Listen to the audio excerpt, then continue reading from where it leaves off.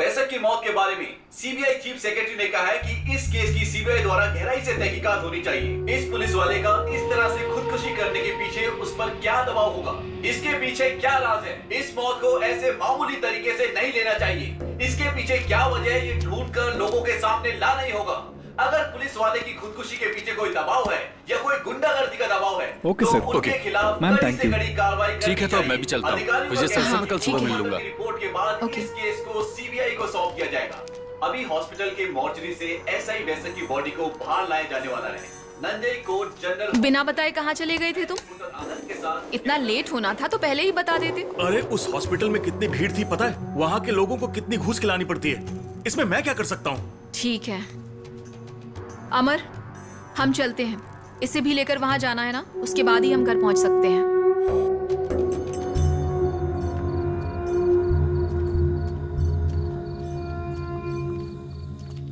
अप्पू, हाँ? उस आदमी ने सुसाइड क्यों कर लिया? अरे छोड़ो ना संगीता, अपने को क्या मतलब।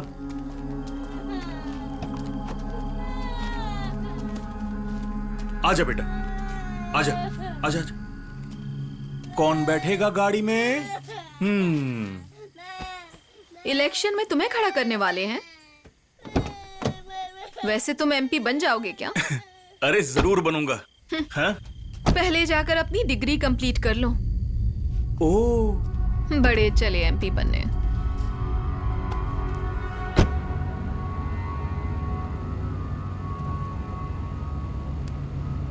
अमर, एमपी बनने के लिए अप्पू मुझसे ज्यादा काबिल है क्या?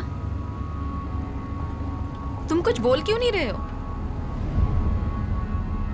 गणपति हैं और शिव भी हैं और एक तीसरा आदमी भी है, उसकी भी हमें जरूरत पड़ने वाली है।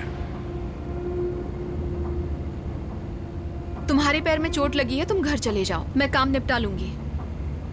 इस बच्चे की देखभाल मैं नहीं करूंगा। चुपचाप गाड़ी चलाओ।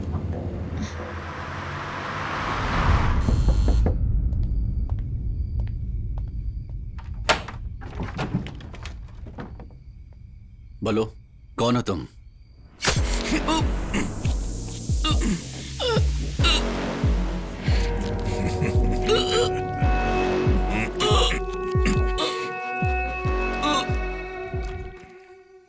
अमरनाथ।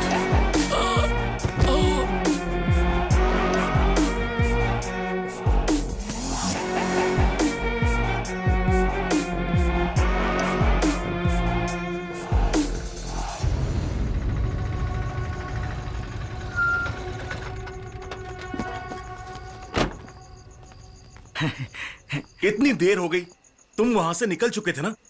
अरे पूछिए मत तप्पू भाई, आते समय रेलवे स्टेशन पर एक आदमी को लिफ्ट दे दी, उसी में लेट हो गया। लिफ्ट दी? अरे लिफ्ट ही तो दी है। देखो, कैश लाते वक्त बेकार में दूसरे को लिफ्ट नहीं देनी चाहिए, समझे? अगर कुछ हो जाता तो? आप तो जानते ही हैं उस सावधान एक्सप्रेस के टाइम के बारे में। जानता हूँ। पर मैं नहीं जानता था ना, कब से वो सड़क किनारे खड़ा था, आने जाने वाली सभी गाड़ी वालों से लिफ्ट मांग रहा था, पर किसी ने लिफ्ट नहीं दी। मैंने उस बेचारे को ऐसी हालत में देखा तो मुझे दया आ गई, मैंने लिफ्ट दे दी। लिफ्ट दी। लेकिन आपका कैश तो सेफ है ना भाई? कैश सेफ है। मैंने सोचा आपको कैश दे दूं। कौन था वो? दिखने में कुछ खास नहीं था। जहां तक मुझे याद है 10-12 साल पहले मैंने उसे कहीं देखा था, उसके बाद का कुछ याद नहीं।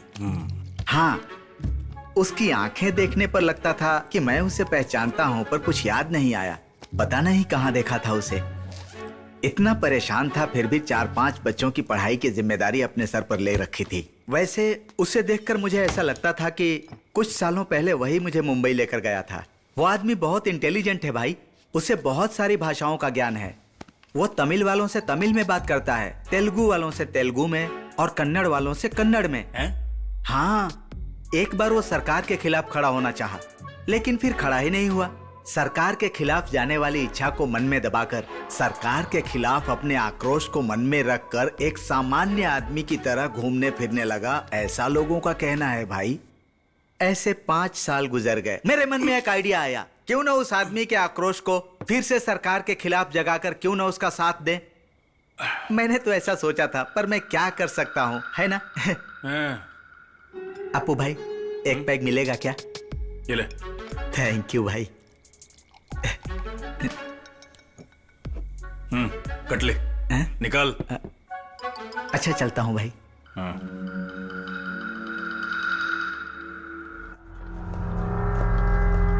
ए बिजू, मेरे लिए चाय लेके आना। सुन रहे?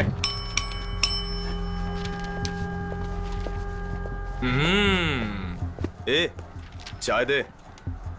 मेरे पास नहीं है। तेरे पास नहीं है? जल्दी आ रे।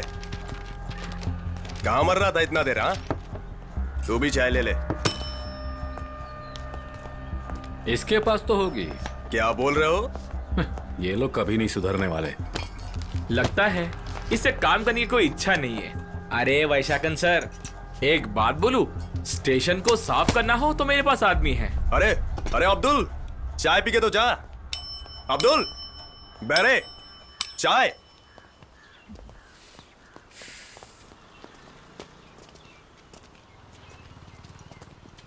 अरे जरा जल्दी चलना।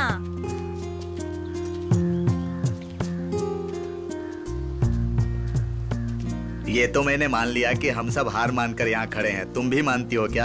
हार मानकर पीछे नहीं मुड़ सकते। यूनिफॉर्म पहनकर बैग लेकर घर से बाहर निकलेगा तो यही सोचूंगी ना कि यहाँ आ रहा है। मैंने कुछ गलत कहा क्या? आजकल के लड़के तो अपनी मन मर्जी करते हैं, हमारी कहाँ सुनते हैं। इसे पढ़ाने लिखाने में पूरी उम्र लगा दी, कहाँ कहाँ मन्नत नहीं मांगी। एक बार पलिनी मंदिर तक भी गई थी, उसके बाद तिरुपति गई। उसके बाद इसके एक दोस्त ने इसकी नौटंकी के बारे में मुझे बताया। अगर ये ऐसे ही करता रहता तो ये नौकरी भी हाथ से जाती। मैंने सही कहा ना? ये बात सही है। वही तो। मेरा मतलब है वो बिना काम का ही घूमते रहते हैं।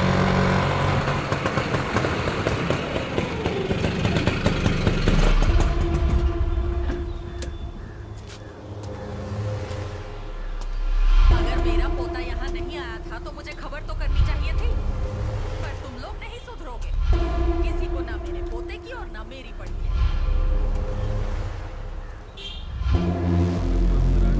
एक दादी होने के नाते और कर भी क्या सकती हूँ। उससे जितना हो सका मैंने उसके लिए किया।